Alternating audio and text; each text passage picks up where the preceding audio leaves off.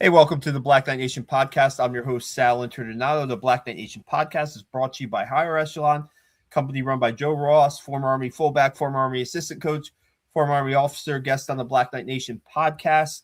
Check our YouTube channel out. We have a lot of video content of the Fenway Bowl, Army and UConn Saturday night.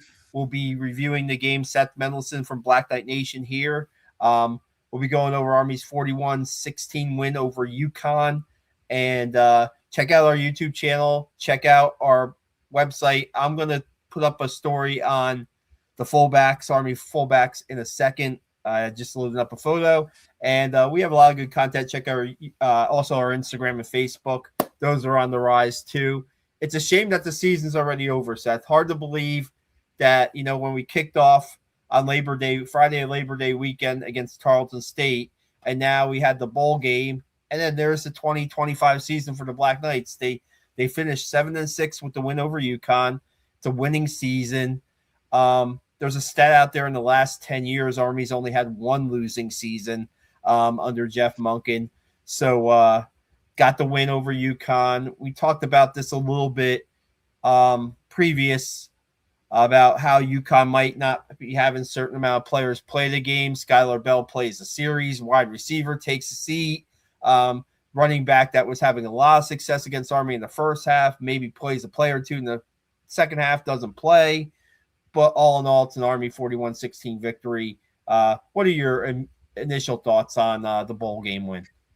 Well, first of all, I want to congratulate the team on a bowl game victory and finishing 7-6, and also special kudos to to the guys that Noah Short, a touchdown pass, running for 15 yards, catching a few passes, and 108 yards, going over 1,000 yards in receiving and in rushing in his career at West Point. First guy to ever do it.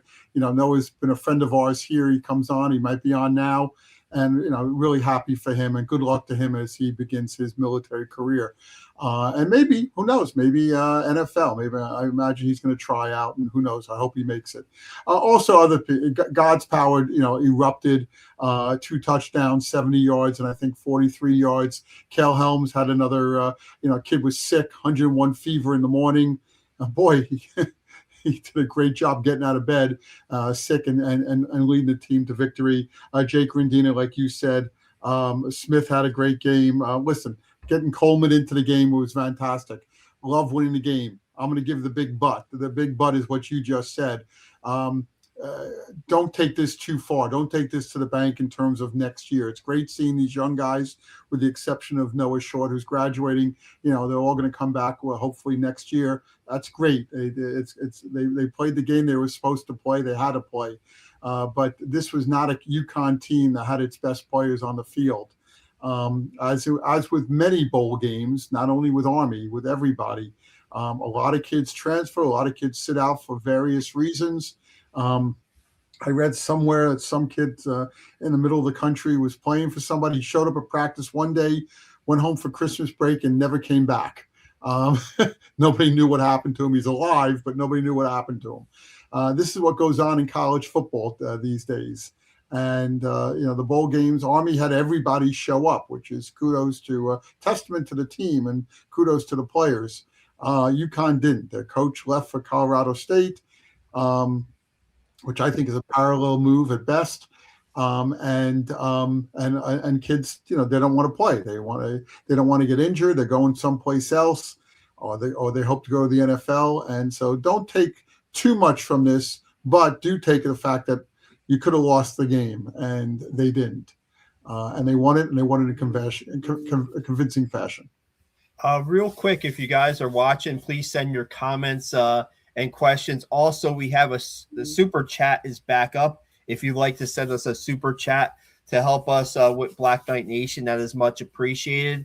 You know what? In the last 2 days, my timeline on X has been filled with UConn players that are, saying their goodbyes to UConn and hitting the transfer portal. There must have been at least a couple. And Army had a couple guys today announced that they're going to transfer. I think they were both sophomores, guys that didn't get the opportunity to play a lot, so maybe they're hoping to play a little bit more.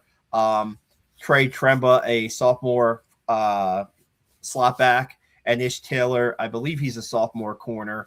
Those are the two that I've seen of Army hit the transfer portal. Maybe looking to get more playing time. Maybe West Point's not for them. Who knows? But as far as the game, I mean, at first, Seth, you were saying, when it was 7-7, you were a little worried, Seth, weren't you? You're a little concerned. I was very worried. 7-7, I wasn't quite as worried.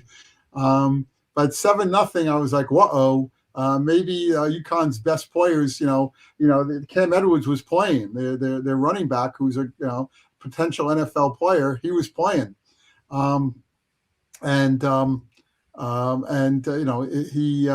was worried a little bit. But when Noah Short scored that touchdown, I calmed down very quickly. Yeah, certainly a game changer, right? The first drive for Army, man, I'm like, come on. I mean, what are we watching? Navy again? What are we watching? The 2025 season in review? I mean, 4 plays, 2 fullback runs, 2 quarterback keeps, 4th down not converted on the opening drive, and you're like, oh man, what's going on here? And UConn scores 7-0, and then okay, put the ball in the air, great. Something that you should have did a little bit more most of the season, and get Noah Short involved early. I think I even said in the tweet that I posted after the first drive, please get Noah Short the ball. Please, it's his last game in senior year. Can you have him touch the ball, please? And they did in the passing game. You know what I loved about Noah Short's game? I loved the touchdown. But when he caught the shorter routes, he made people miss and got yards after catch. I mean, at first, Seth, he needed 100 yards, I think, to get to 1,000, right, for his career. I think he needed 100, and you're like, okay. He did 100, yes. He beat it by 8, yes. Yeah, I had the tracker going. I'm like, okay, good. Anytime he broke a tackle, that's some extra yards. He's getting closer. And, great for Noah, like you said. I mean, 101. When you look at 120, is it 126 years now of Army football, or is it 125? I think it's 126. And who knows? It's a long long story history. And when you have you're the first player to have 100 rushing yards and 1,000 receiving yards and 1,000 rushing yards in your career, I don't think that's happening again, Seth. I really don't. I don't think they're going to, or it's not going to happen in certainly the near future. They have guys, he has been an amazing player. And you look at where he started, on defense, how he was a safety, recruited as a safety, maybe the position that Gavin Shields plays, kind of a linebacker type safety, nickel back. And now you look at, him finishing career on a high note, and, just awesome for the senior class, the guys like, Caleb Fortner and Andon Thomas. And you got, Casey Larkin could not play in the game. I'm guessing it was because of injury, but he was involved on the sidelines. He had a headset on. He was involved in the game. And Colin Madison, seniors like that. We talked about them all year. Gavin Shields, Colin Madison, guys who waited their senior years to start, and then they could finish their careers with a bowl win. It gets a little bit of the taste out of your mouth of that Navy game 2 weeks ago. You want to get to the comments here? Brendan Connolly said one comment about that. The only thing I'll say about a bit of taste of the Navy game, of course, but boy, I wish they would have tried some of this stuff in the Navy. I think I've been following Army for a long time, and I've been following Jeff Monken for a long time. And my one issue here is when we play Navy, it seems that we tighten up, not so much the players as the calling, the offensive and defensive calls. And I think we could have beat Navy if we would have played the game we played against UConn. Now, UConn's not Navy. They went 9-3. They're a good team. They're 9-4 now.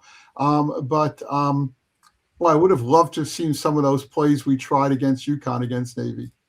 I think more like just a base triple option offense, right? Where you have the fullback dive and the quarterback keep and the pitch out.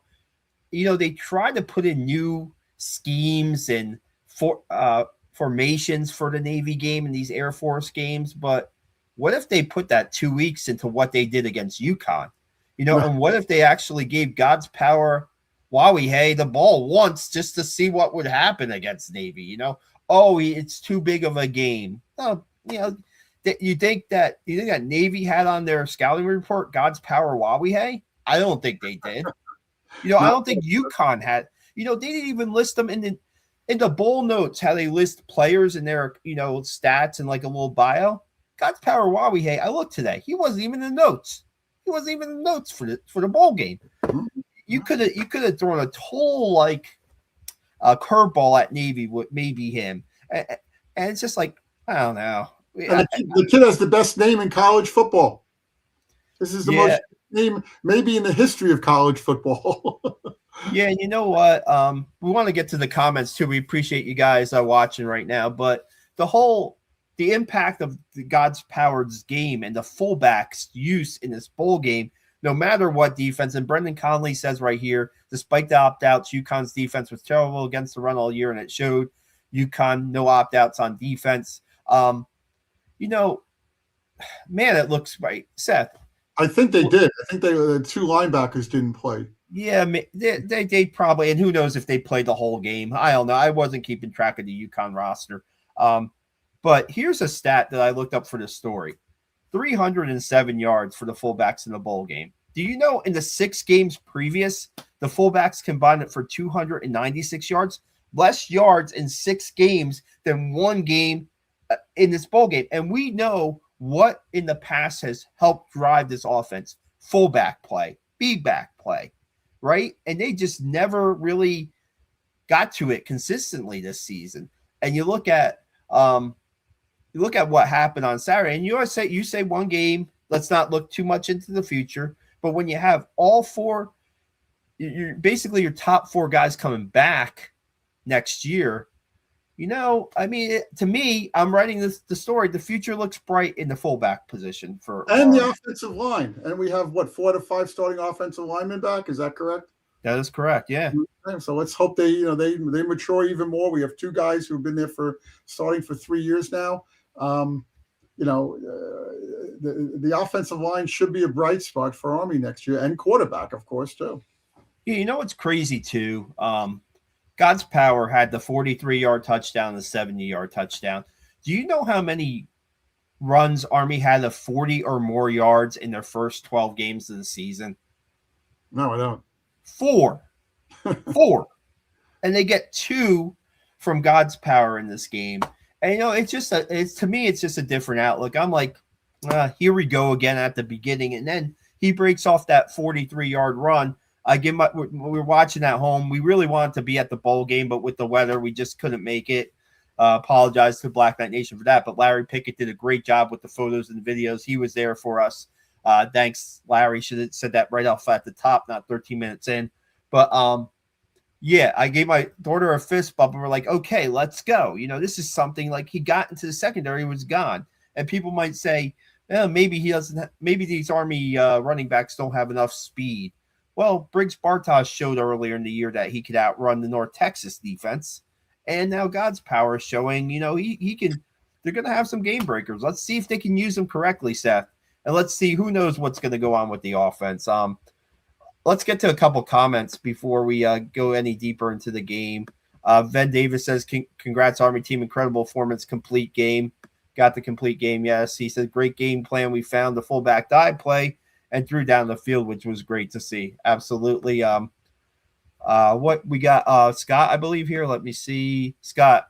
Oh, Ven Davis says, Seth, absolutely. We became too risk averse and predictable. Army took more chances in the game. It paid off.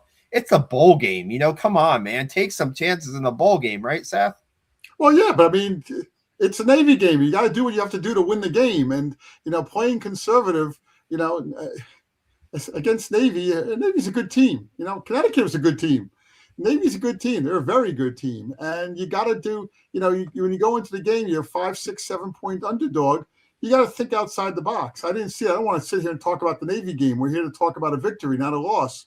But geez, I saw, what I saw on Saturday, starting about halfway through the first quarter to the end of the game was, impressive offensive calls and performances across the board.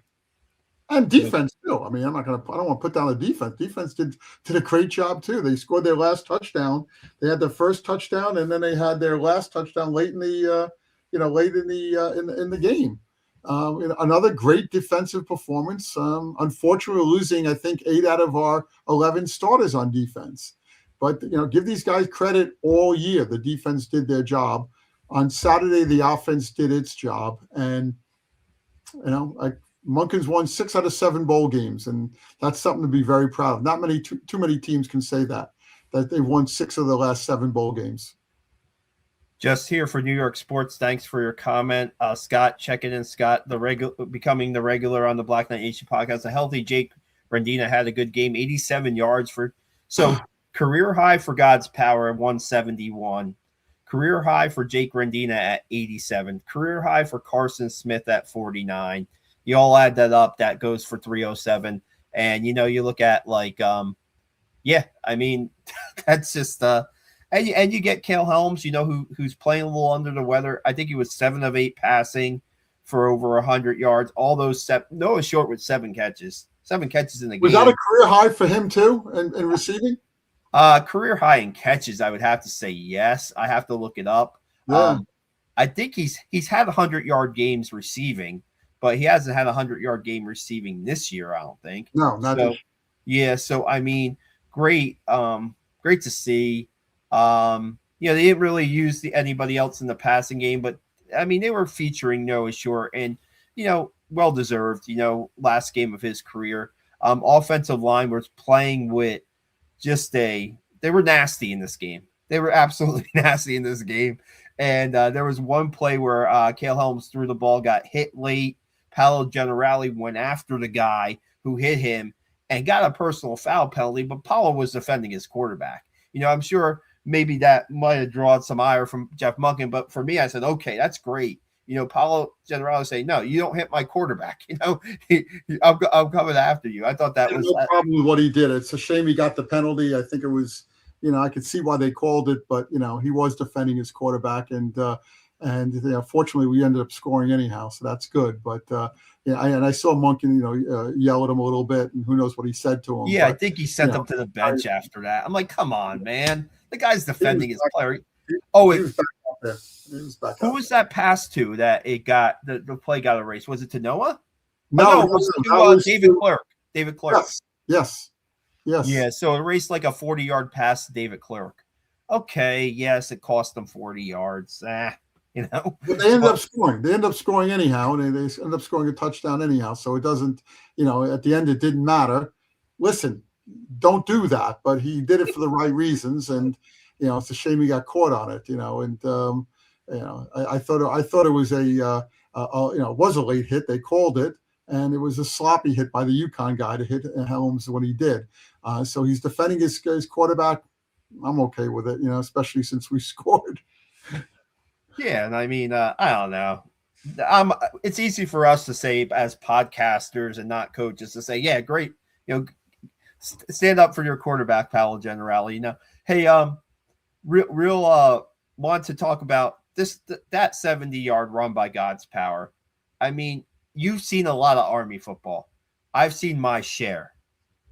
That's one of the best individual efforts I've ever seen on a run in a long time, maybe in my almost 20 years covering the team. What are your thoughts? I agree. I mean, I think, somebody just asked how many tackles did he break? I think 7 guys on UConn had a chance to tackle him, and he broke through probably 5 or 6 of them. It was just impressive. And in all my years of watching Army football, and I'm long in the tooth, guys, I don't look it. I know that, but I am. It's one of the best runs I've seen at West Point. He just broke through, and nothing was stopping the kid. Also, he started one way. He was going straight up the middle, and then he took a hard left and just kept going. So if you look at it, it wasn't like he just powered through. He kind of danced his way through and just kept pushing and pushing, and they couldn't bring him down. And then he just took off. The closest guy to him was Brady Anderson running with him. I mean, if you look at the tape, there's the UConn guy's 10 yards behind him, the last UConn guy, and the closest guy to him is Brady Anderson, chugging along with him. So it was just an impressive play by him, and they both were impressive plays. The kid played a great game, and boy, I'm looking forward to seeing him next year. I said that in the story that I'm going to put up, he broke tackles or avoided tackles in the backfield, at the line of scrimmage, and in the secondary. All three levels he avoided or broke tackles, which is an effort play. And he said at the end, he said after the game that he kind of just he wanted to send the seniors out in a victory. He wanted to do whatever he could to help the team when called upon. He got a great effort from his offensive line, and just to see this is Army football. When you rush in the high 300s in a game where we put 41 points up on the board, that's not something that they've done since North Texas in week 3. Come close to that, right? North Texas with 35 in an overtime game. They're like, okay, now we can see this was in the offense the whole year. And I don't know, Seth. I don't really want to get too into this, but I think a little bit of the play calling was holding this team back. I think it was holding this team back a little bit. And they were like, the only way we can win is grind games out. And, the coaches know the team and the players much better than we could ever know. But it's just grind it out, bang your head against the wall, time of possession. There's some explosive plays to be had that now we see. And it's like, okay, well, now we can only hope that, next year with more experience back, with a lot of these guys back, with a lot of these guys with a year under their belt, that they don't have to be so what's the word? I mean, conservative. I don't even know what the word is. Well, look at the games we won. That you go back to the first game, Kansas State, and they did try different things. At Air Force, they tried some different things. Victory. Connecticut, they tried some different things. What was it? UTSA, same thing. Against Navy, against Tulsa, it was like you said, the grind it out strategy, and it didn't work this year. It didn't work. We don't have Bryson Daly back there and Kanye Udo. And maybe these kids could have done it. Maybe it took all season to come around. I wanted to say something about Godspower. I was talking to some of the players a few weeks ago before the Navy game, about 2 weeks before the Navy game, and I brought him up. And what 3 different players told me was that this kid shows up for practice like he's going to start. He's in there, he's trying his best. And you got to remember, this was the 5th string quarterback before the season started. Mm-hmm. And, they moved him. They saw the talent they had. They moved him. Kudos to the coaches for that. Mm-hmm. And he showed up, and he wasn't getting in. I think, what did he carry the ball 7 times before this game? Is that right? 9 for 25 yards, yeah. Okay. So, and it wasn't that impressive. We sat in the press box and saw it. But having said that, this kid worked and worked and worked. And, it paid, it came through. It came through in the UConn game, in the bowl game, national televised audience. On ESPN, a lot of people watching, and sitting there saying, "Wow, Army's got themselves a couple of good fullbacks and a good running game." And the best news, with the exception of Noah Short, they're all coming back. Hopefully, they're all coming back. Brendan Connolly says there's a lot of young talent pushing up the depth chart, offense and defense. Hope we'll look back at this as a bridge to excellence. And here we go. High Zero says future looks bright, but schedule might be tougher next year. We'll see. We'll see about that. But I think that, you look at now, this game remind me, and I'm going to date myself, and I found a lot of my old stuff from the 2010 team while I was Christmas cleaning. And this year it reminds me a little bit of the 2010 team, how the 2010 team was 7-6. They kind of didn't beat Navy, but they got the bowl win, and they were hoping that it jumpstart the program. It didn't, but we're in a different era right now, in the Monken era, where we have, like we said, only one losing season in the last 10 years. I think that this has the potential. Nate Woody stays as your defensive coordinator, which should happen. He's found a way to, when he doesn't have a lot of starters returning on defense, he finds a way to put together a pretty good scheme and find players to fit his defense. I think that next year, Seth, could actually – we don't want to talk about this too much because we're going to have a season recap and looking into the future probably on Sunday. But I think that next year could be another big year for Army. You look at the top teams in the American this year, the coaches have moved on. That means a lot of the players from these teams are either going with their coaches or they're going to other schools. They're in the transfer portal. Army and Navy are going to stay put. Navy loses a lot on offense. Defense, they still have the second string quarterback that will be back. That will be a handful in Braxton Woodson. But Army's got the chances to be pretty good next year.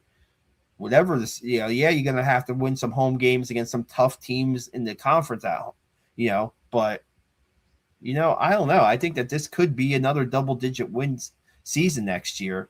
Well, and I kind of agree. I mean, there's enough pieces. The offensive line is going to be veteran. You need to keep the Godspowers and the Briggs Bartoshes. You're going to have to keep them healthy because you're going to need big plays out of them, right?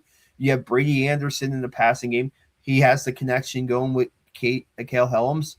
I mean, you're going to have, like Brendan said, you're going to have a lot of these younger talent guys that we haven't seen yet get into the spring, get into the preseason, and maybe there's some more talent out there, certainly from the freshman class and maybe the incoming freshmen, to say, hey, I don't know. It looks pretty good. And that's just here for sports saying definitely have a chance to make a lot of noise in the AAC again. Yeah, the AAC I think is, I think that they're going to be we're in the middle of the pack this year.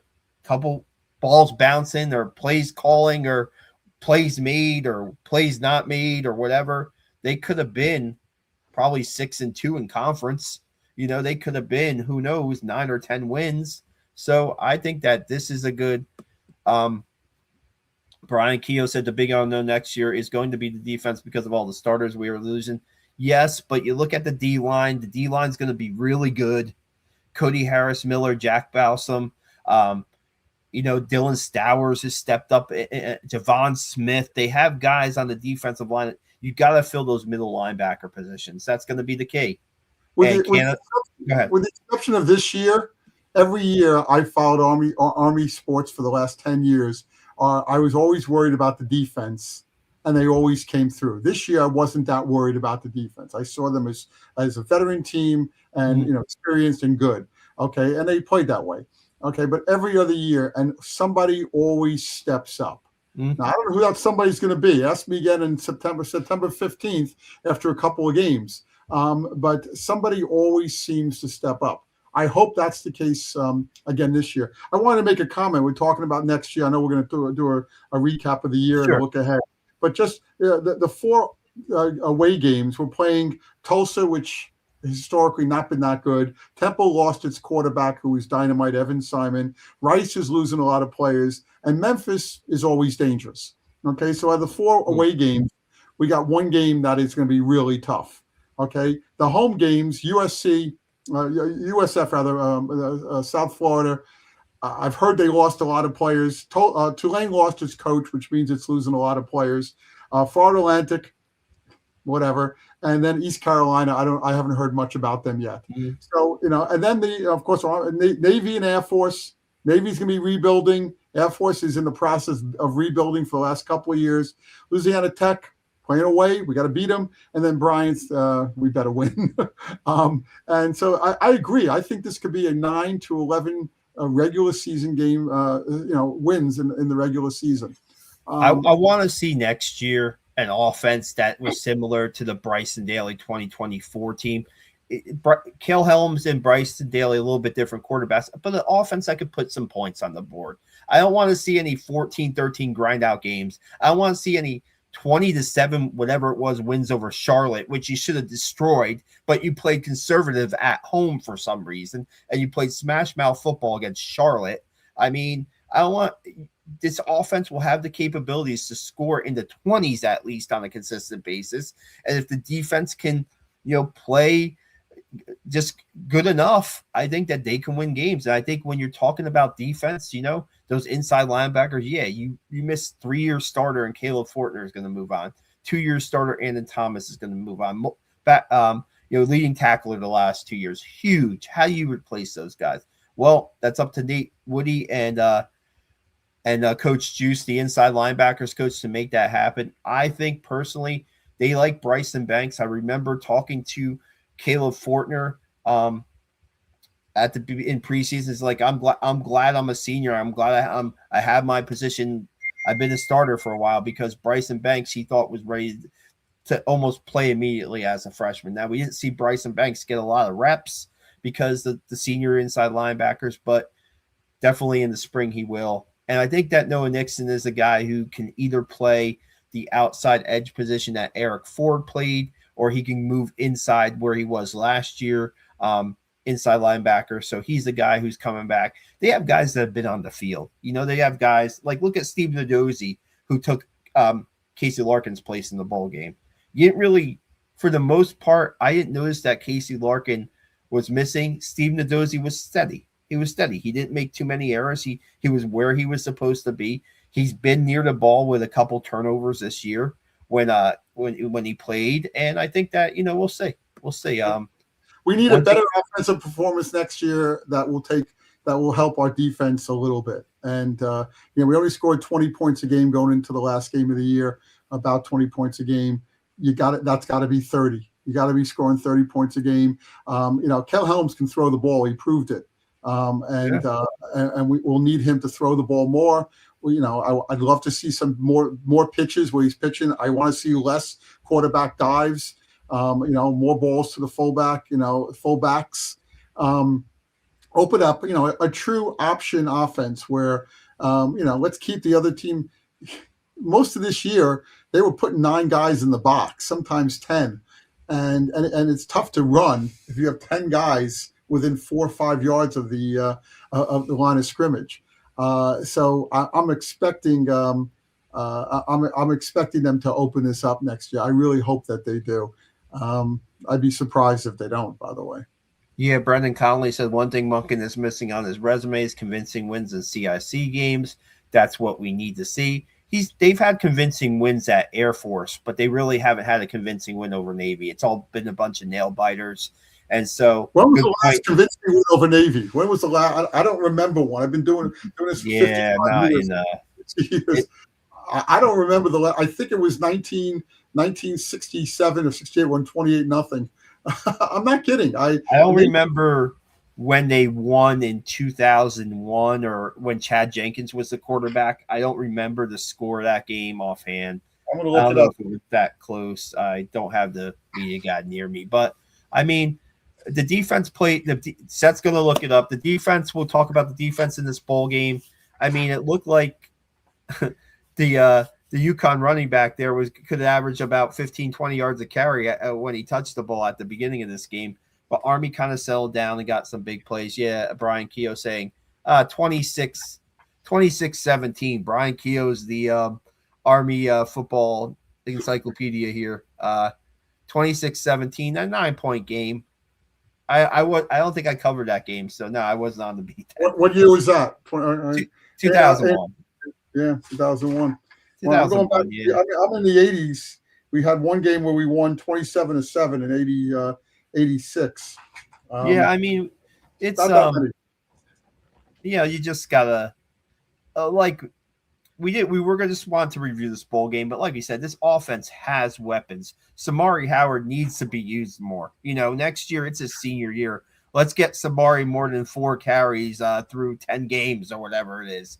Let's get the other slot backs. Trey Benson might be a starting slot back next year, the kick and punt return guy. If you think he has ability in the return game, you got to get him in open space and see what he can do. And in these early games, when you're facing Bryant or when you might be facing a Louisiana Tech, let's go and see what you have on offense. And let's not wait till game 13 to I don't know what we're doing. So I'm going to make a prediction here. Bryson Luter, who is was he the 4th or 6th quarterback on? He was the 3rd or 4th guy. Right. I predict that they're going to move him to slot back. That's my prediction. Maybe they probably need to make some kind of move. They will have some position changes. Army always does, whether it's moving a tight end to tackle like they did with Teddy Williams last spring. And I think Teddy Williams was a pretty decent right tackle for Army this year. You didn't know that this was Teddy Williams' first year playing the position, did you, Seth? I didn't know. No. He didn't really get many penalties. He was, pretty consistent. So they're gonna do that. They have 100 or so guys now in their program before they bring in the freshmen in the preseason. There are going to be some position changes and there are going to be some movement around, and we'll see who they. I think they got a starter like Samari Howard started every game. 15-0. That was the COVID year. COVID year, yeah, COVID 2020 year, right. COVID year. Yeah, that was Navy's offense didn't do anything in that game at all. I mean, that was just. But yeah, good point, Ben Davis. COVID year. Yep, thanks. How did I not remember that game?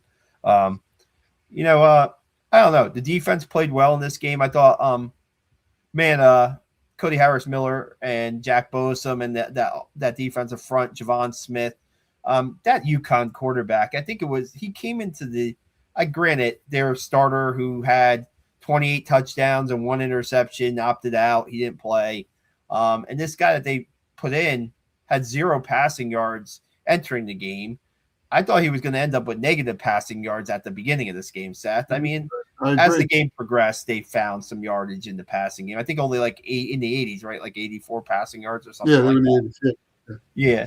But I mean, Army, Eric Ford was on fire at the beginning of the game. He deflected or got his hands on 2 passes early in the game that set the tone pretty much for the defense. Eric Ford, a senior, who's played a pretty good year. Ella Medozi moved to Georgia. This was Eric Ford's year to start for the first time as a senior and make an impact on the defense. And he had some pretty big plays for the defense this year. And I thought he played. I thought he had a great start to this game and played well. Kyle Madison's been pretty good all year. He's been pretty consistent in tackling and he doesn't make many mistakes at all. He's a really smart player. Great to see him have a great senior year. And the inside linebackers do their job, and Gavin Shields too. I mean, Gavin Shields made, I think, a shoestring tackle like that. It could have been a big gain from the running back, and it was a 2-3 yard gain. And he's just a really smart player. Senior year, another senior guy.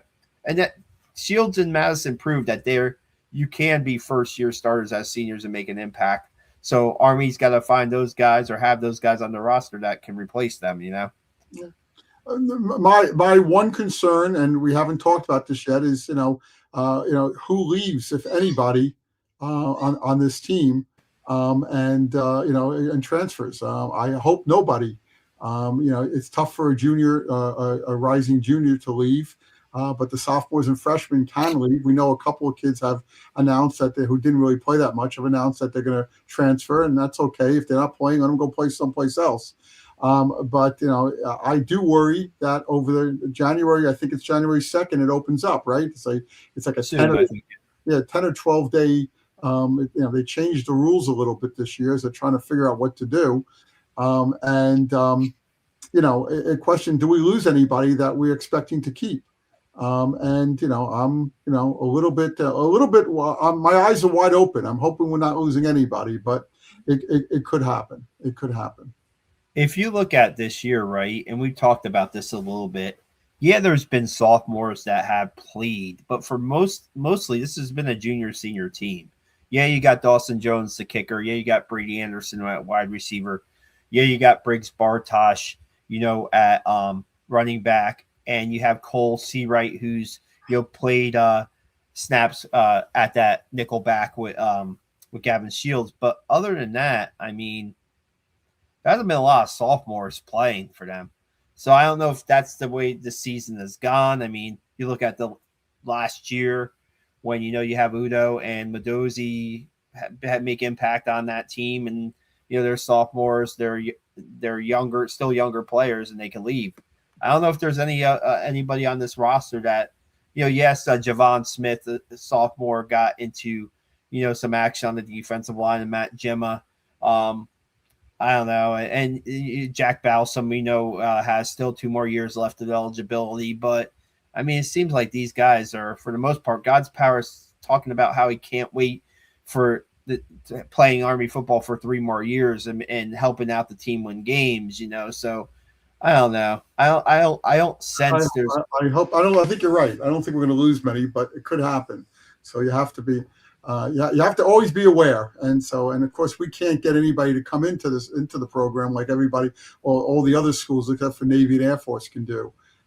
So that puts us the advantage is these kids come because they want to be at West Point and the Naval Academy and the Air Force Academy, and most of them, that's why they're here. The disadvantage, of course, is that we can't go out and pick somebody from another program. If they do, they got to start all over again, and who wants to do that? I saw it before. Somebody mentioned about the future of bowl games, and let's get to that real quick. And I want to get to a little bit of Coach Monken stuff, and then we can wrap this up. Go ahead, Seth.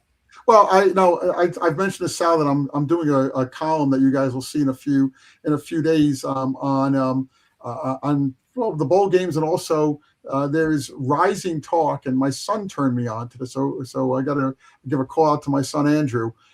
He said that there's a movement for a second tournament, which would be for the low level teams. One team from the low level teams will still make the tournament.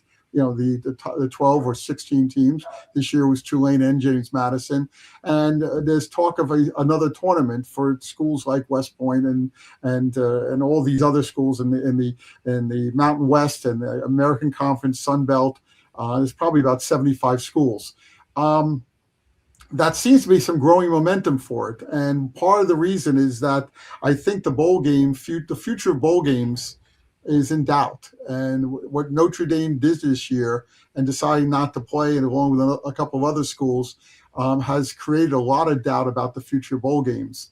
So the bowl games want to survive. And what they're hoping for is that they can use that second tournament for if you have 16 teams, that's 15 games if you play them all at a bowl game, and that's 15 bowl games that stick around, and then you have some bowl games for the top level too.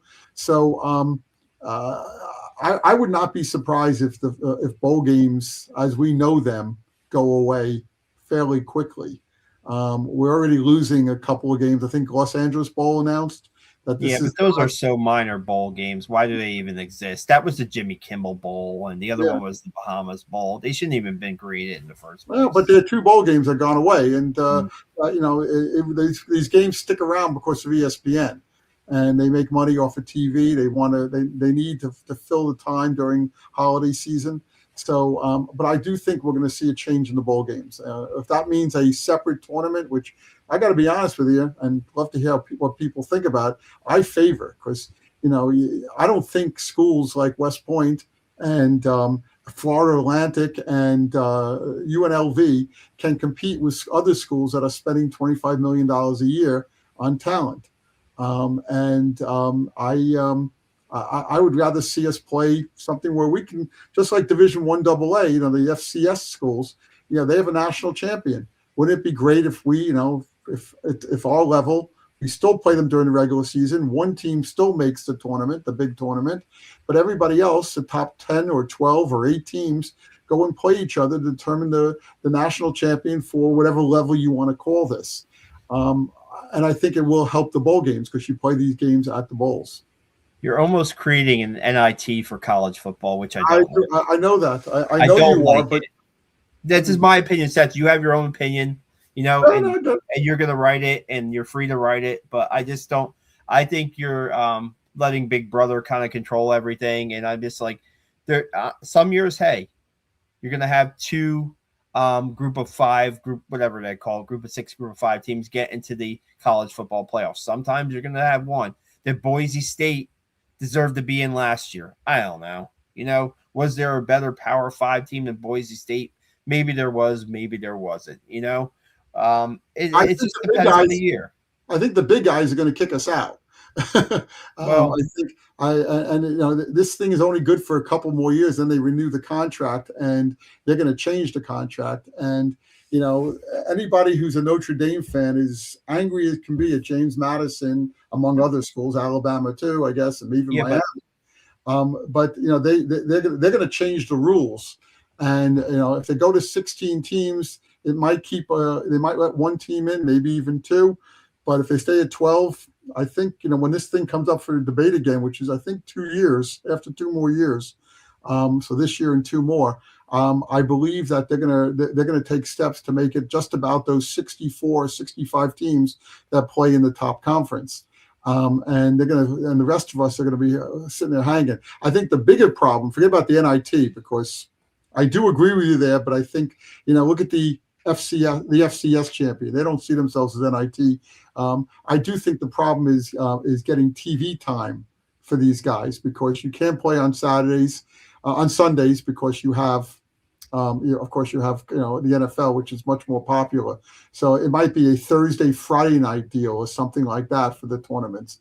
That's the bigger problem to me, because they need to get money from ESPN to pay for these things. So so it's worth their while. We'll see what's going to go down. I mean, the next 2-3 years in college sports is going to be dramatic changes, and I just hope that Army and its sister academies are still considered. And something we haven't talked about here, and it's a whole nother debate, is the concern about moving the Army-Navy game or moving other games to Army-Navy game day.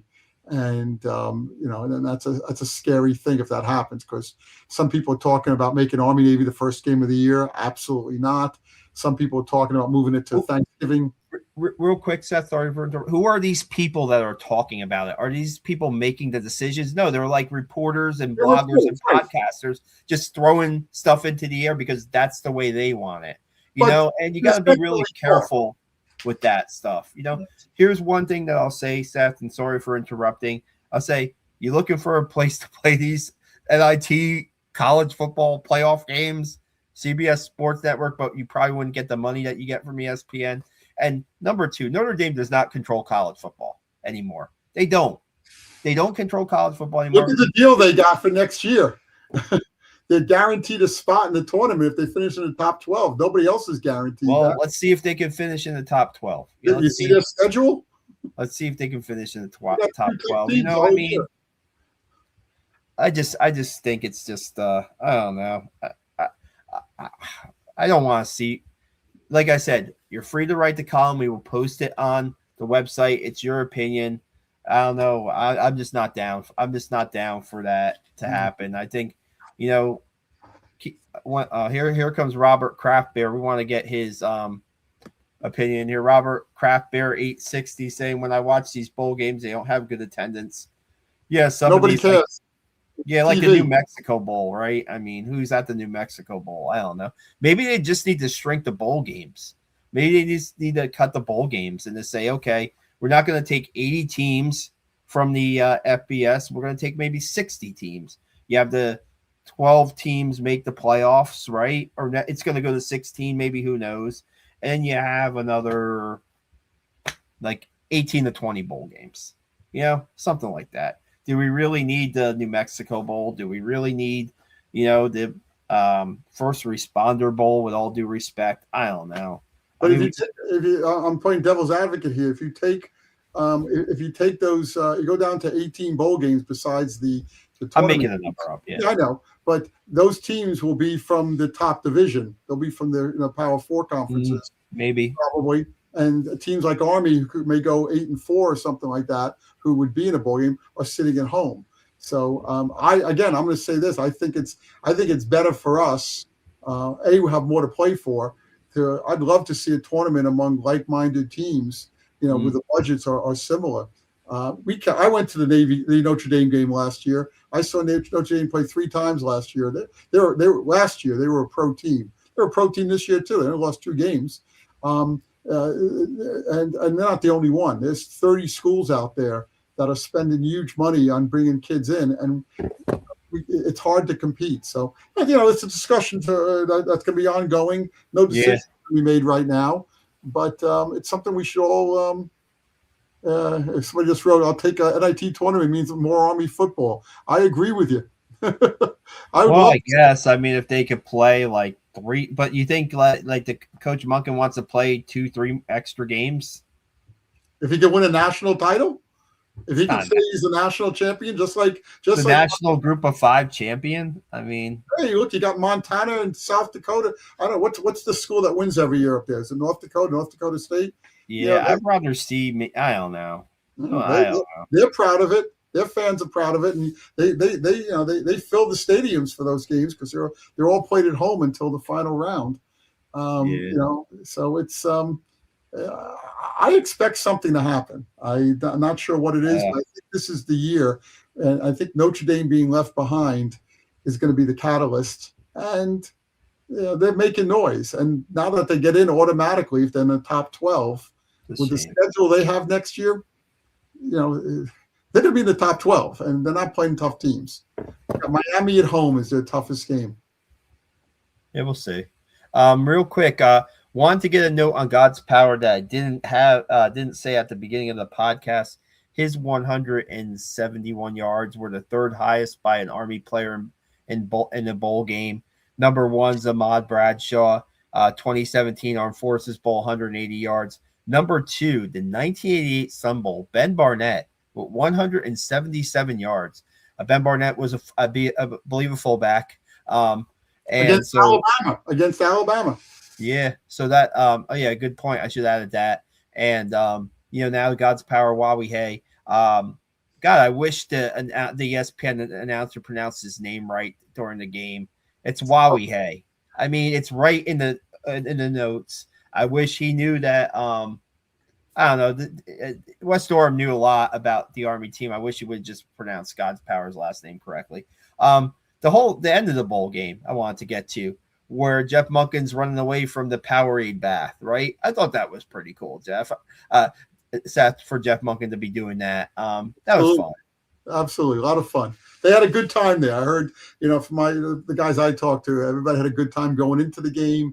And then, they were all real happy afterwards, and good for them. They deserved it. This is the Army football has come back to life on the Jeff Monken era. And these kids are having fun, and let them have fun. They're college kids.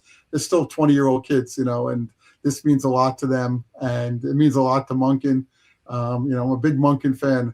We all remember, it wasn't that many years ago where we were winning 2 games a year and going from coach to coach and losing to Navy 16 years in a row.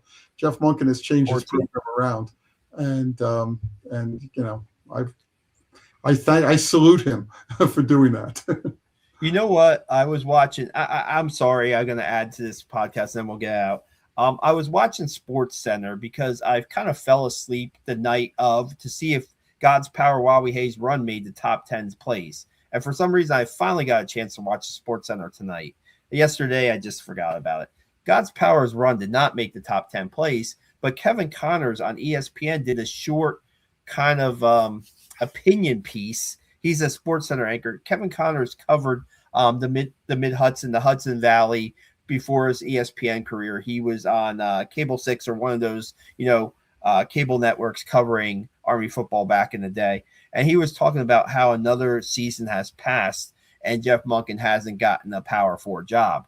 He led that into the game highlights. And I'm like, okay, yeah, that's an opinion. And we've talked about this in the past. We talked about, how it seems like, just hasn't been the right time or the right, who knows, fit for Coach Monken. And this year, I mean, coming off a 7-6 season, I think they were alluding to like the Michigan hire or something like that. Michigan got their guy. Utah coach Kyle Willingham. They got him, right? But put the brakes on it a little bit, please. Yeah, there's a nice there's a pattern of winning or 500 seasons at Army, but not this year. Not this year. I don't want to get into my diatribe about what happened this year. But this year, if you're watching Army football this year, this is not really the year you say, okay, this is the year where it's time to jump. Just my opinion. Ben Davis says coach has moves. Robert Kraft Bear 860 said run Forest run. Well, maybe run Monk and run, right? Run Monk and run, maybe. I don't know. Anything else to say about the bowl game before we get out of here, Seth? No, a good win. It's the first game of the 2026 campaign, as far as I'm concerned. We saw a lot of, it's like kind of a part one of the spring game. We see a lot of guys out there doing different things. They're coming back, and it's reason to be excited for next year. We got 8 months to go before we start spring preseason practice. August 1st, give or take. Actually, it's a little bit later because the first home game won't be till September 7th because they're looking to, they want to make sure the new stadium's ready to go. So they can't start practicing for 30 days before that. So yeah. August 7th, they can start, probably August 6th, they can start practicing. And I'm looking forward to it. I'm looking forward to a good year. And also looking for kudos to the Army women's basketball team. I think they're 8-2 now. Guys, pay attention to them. They're doing well. Yeah, we'll have some coverage of the basketball teams coming up. Seth's gonna maybe hit some games, and we can write some feature stories. And they deserve the coverage. The men's teams rebounded from a tough start, and now they're I think they were 6 and 7. 6 and 7. 6-7. I think they're right now. There's not a date for the spring game yet. I don't think that won't come out yet. It's going to be mid-April, probably somewhere around then. But when there is one, we'll have it. We'll have the news for you. Check out our Black Knight Nation X. Check out our Black Knight Nation Facebook, our Instagram. You can check out my X account. I'll have the information there. Thank you. Check out our YouTube. Videos are still posted. I'm going to post some more Larry Pickett photos across our social media after this podcast. He took some great photos from the game. Thank you for joining us for the entire 2025 season, this being the last game, but we'll be back. I'm working on some interviews with former players that hopefully we can get some former players on these podcasts again between now and the spring football and preseason football. Want to keep the interest there. If you guys have any suggestions, you could always send in the comments. Got former players you'd like us to have on as guests, and I will do my best to have them on. Seth had a thing, Raleigh Stitchway, right? Yeah, Raleigh Stitchway send you. I was just going to bring it up. I wrote something about Raleigh Stitchway at the Army-Navy game at the MetLife Stadium in 2021 or 22, 21? 21. And his daughter saw it.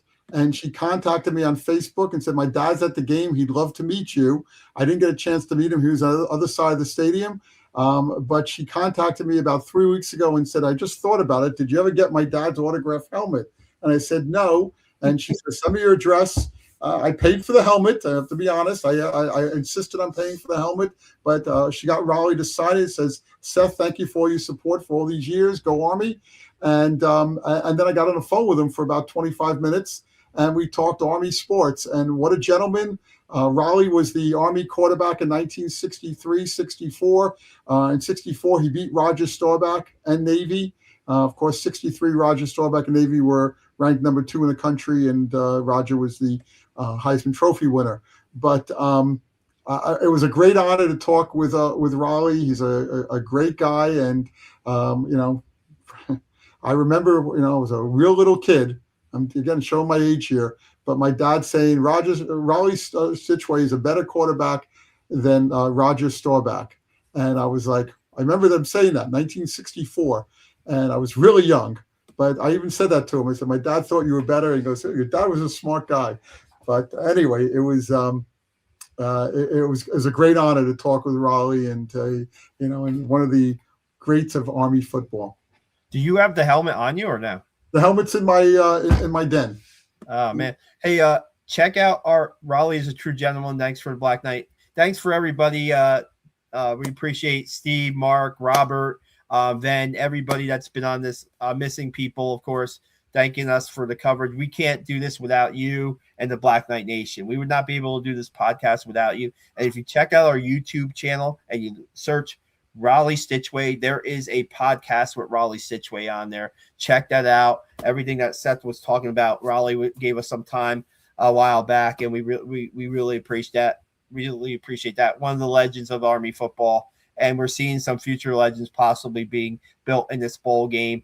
And we can't wait to be back with you for another podcast. We'll probably be back on Sunday with like a recap. Well, maybe Cuthbert. We must say Cuthbert Hutton's been with us all year long. He's on vacation right now. Couldn't be with us for this podcast. Hopefully he's back by Sunday and we can get him back on because we love Cuthbert's insight all year long. He's been great. And we're going to try to get some other people on too as a little bit of a recap for the season. So thanks a lot, guys. We'll one more comment here. Thanks, Mark Moretsky. Thank you, Mark Moretsky. Checking it. We're being watched in Hawaii right now. I mean, come on, man. Thanks so much, Mark. Appreciate it. And we'll be back. We'll be back probably on Sunday with a recap. Have a great night, guys. Seth, thank you, and we really appreciate it. Good night. Thanks, everybody. Happy New Year. Happy New Year, guys.